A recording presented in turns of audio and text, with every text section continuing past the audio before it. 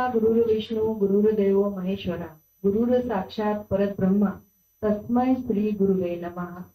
आदरणीय व्यासपीठ व सर्व गुरुजनांना, तुम्ही सगळे जे आहात ते एक आज आदर्श आयडॉल पुरस्कार करते आहात, तर सर्वांना माझा नमस्कार।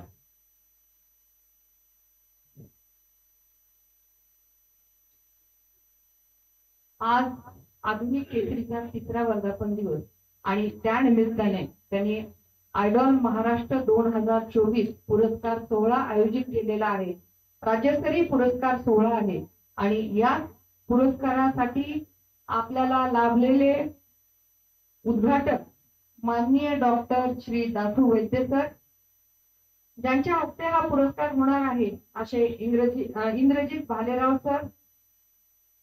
अध्यक्ष जे आहेत ते आपले श्री वसंत मुंडे सर। प्रमुख अतिथी आपल्या शहराचे विभागीय आयुक्त राहिलेले व सिंगम असे डॉक्टर श्री पुरुषोत्तम भापकर सर। तर मला आठवतं की मी MBBS ला होते आणि तेव्हा सरांच्या रोज न्यूजपेपर मध्ये एक न्यूज यायची की आज इथलं अतिक्रमण हटवलं, आज तिथलं, आणि आम्ही उत्सुकता असायची सगळ्यांना की आता सरांनी इकडे गेलं पाहिजे, ह्या एरियात गेलं पाहिजे, आणि दुसऱ्या दिवशी नक्कीच तो एरिया पेपर मध्ये यायचा। तर अशा प्रकारचं ज्यांनी आपल्या शहरामध्ये छत्रपती संभाजीनगरमध्ये पूर्ण गाजवून ठेवलं आणि एक असा पायखंडा केला की सरांच्या नंतर आलेल्या अधिकाऱ्यांना तशा पद्धतीनं काम करावंच लागलं किंवा काम करत आहेत, असे आमचे आदर्श भापकर सर। आणि आजचे प्रमुख अतिथी मिलिंद दुसाणे सर आणि आधुनिक केसरीचे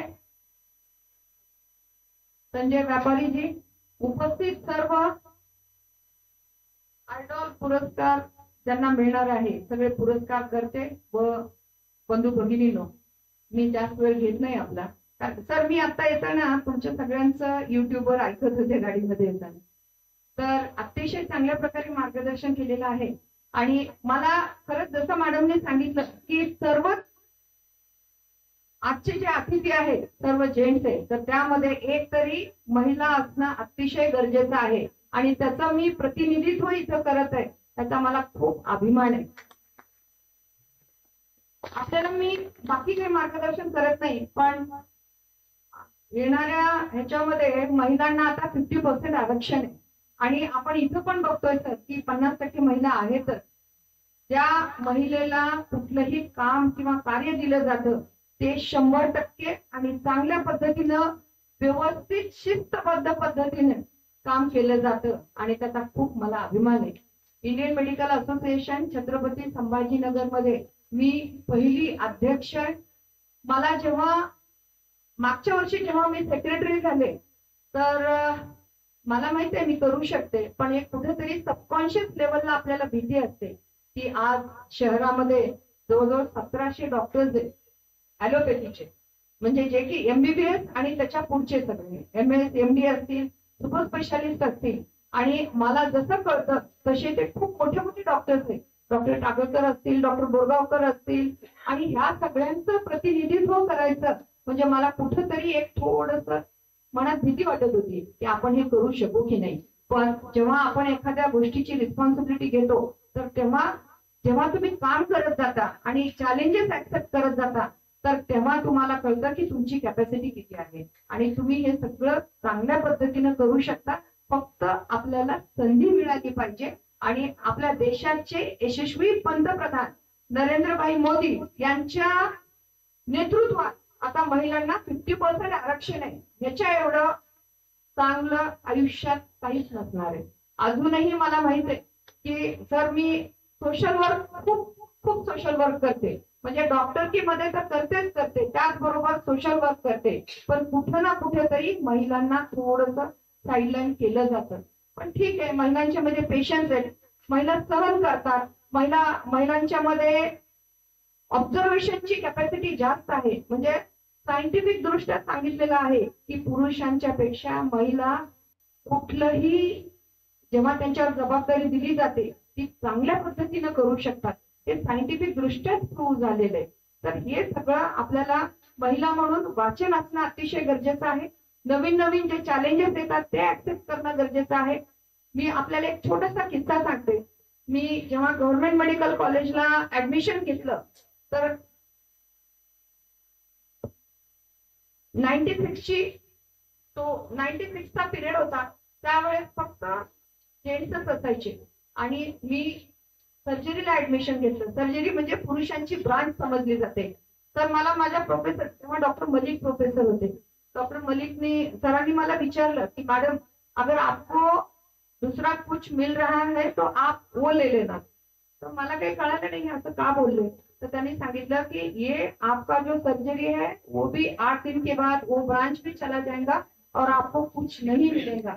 सर तुम्हाला सांगते की आपण जर आपल्या मनामध्ये फर्म आणि डिटर्मिनंट असाल, हार्ड वर्क करण्याची तयारी असेल, तर आज जसं तुम्ही सगळे पुरस्कारासाठी सन्मानित आहात, या मागे सुद्धा तुमचं खूप मोठं हार्डवर्क, या मागे तुम्ही खूप तुमच्या क्षेत्रामध्ये काम केलेलं आहे. म्हणून आज तुम्ही आज महाराष्ट्र आयडॉल साठी पुरस्कार घेण्यासाठी इथं आलेले आहात.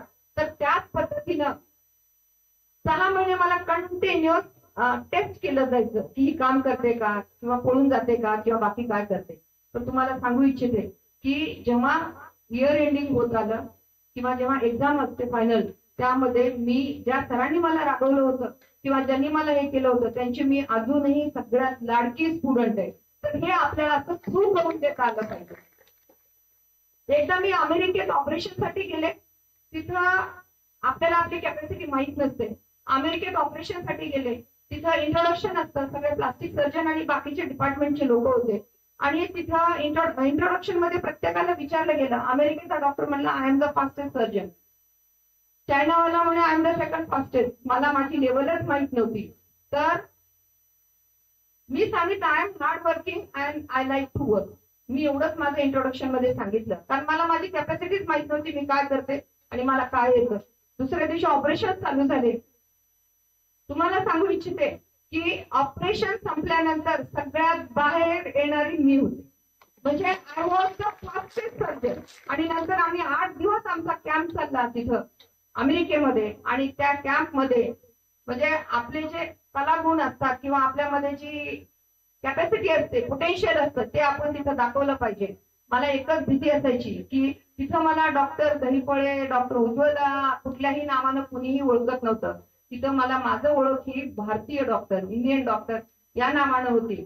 तर त्यामुळं आपण आपल्या कुठल्याही क्षेत्राचं जेव्हा नेतृत्व करतो, कुठल्याही संस्थेचं करतो, तर तिथं तुम्हाला पर्सनल लेवल नावाने न ओळखता, जसं आज आधुनिक केसरीने जसा हा सोहळा ठेवलेला आहे, तर हे केसरी आधुनिक केसरीच्या नावाने हा सोहळा जातो.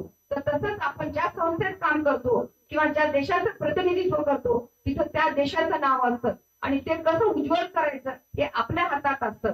तर त्यासाठी आपल्या सर्वांची इथं सोहळ्यासाठी निवड झालेली आहे. सर्वांना खूप खूप शुभेच्छा देते.